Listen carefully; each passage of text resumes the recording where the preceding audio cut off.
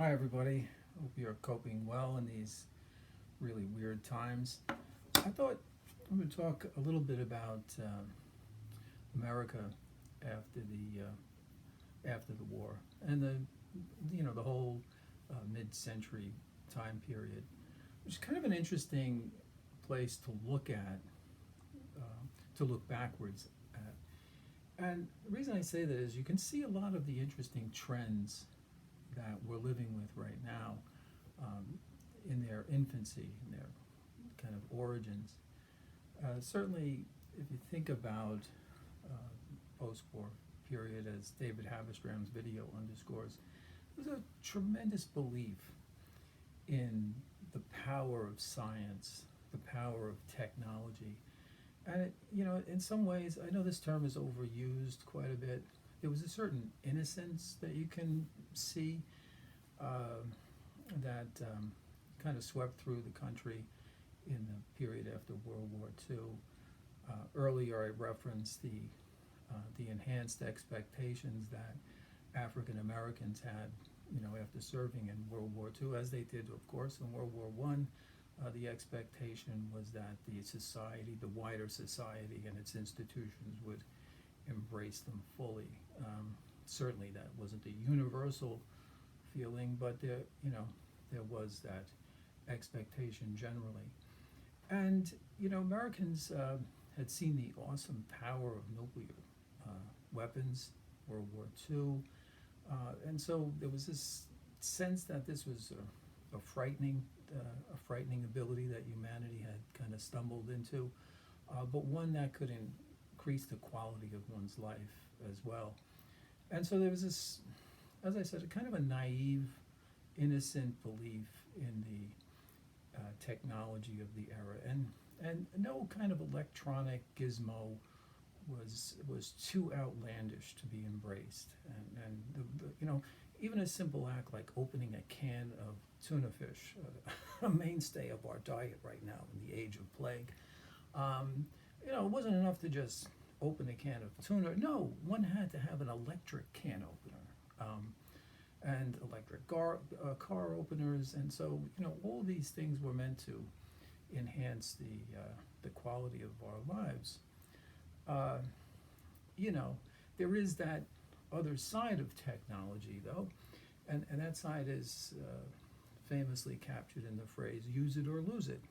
To the degree to which we become dependent on these technological fixes, other faculties, other abilities we have start to atrophy. So, I doubt many of us are very good at handwriting these days, and that's not such a great loss, but it does underscore the point that with each uptick of technology, something is sacrificed at the altar of the great God technology.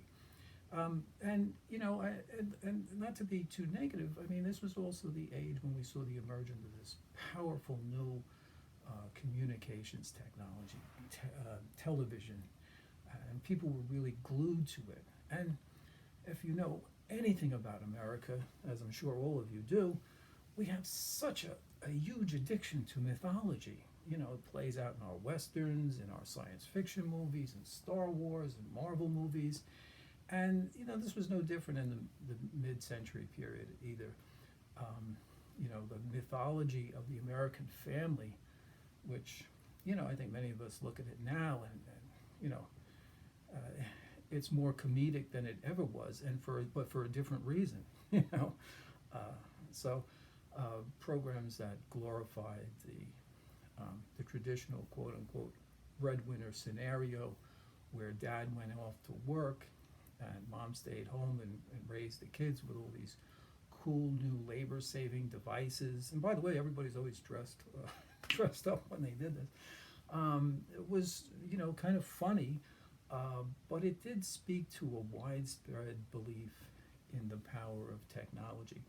But you can see where there might develop a huge chasm between the expectations of this new age of technology that we were heading towards and the reality, the realpolitik of the society, the contradictions of race, the contradictions of ostracizing gay people and prosecuting and persecuting them, and all of the rest, labor market segmentation. So the ideology and myth of American society is really writ large in the mid-century period. Um, the new media also brought Americans really close to the political process, and so we had an opportunity to see newsreels and footage of actual events being recorded in real time. Um, the architecture of the period is also kind of interesting. There are people who are kind of mid-century architecture freaks, I guess you would call them, and it was the introduction of the kind of the split-level ranch, or these kind of low horizontal houses with kind of interesting housing features that didn't exist, just 50 years earlier. You can already see in the architecture of the period a society that is increasingly mobile. If you go back to the early part of the century and look at the homes of even middle-class people, the rooms are larger. There's a sense that when you're in them, people are going to be there for a while. But already in mid-century architecture, we're starting to see things kind of streamlined again, that homage to the god of technology. But they're also starting to get increasingly modular and boxy. The spatial analogy that will increasingly define our world.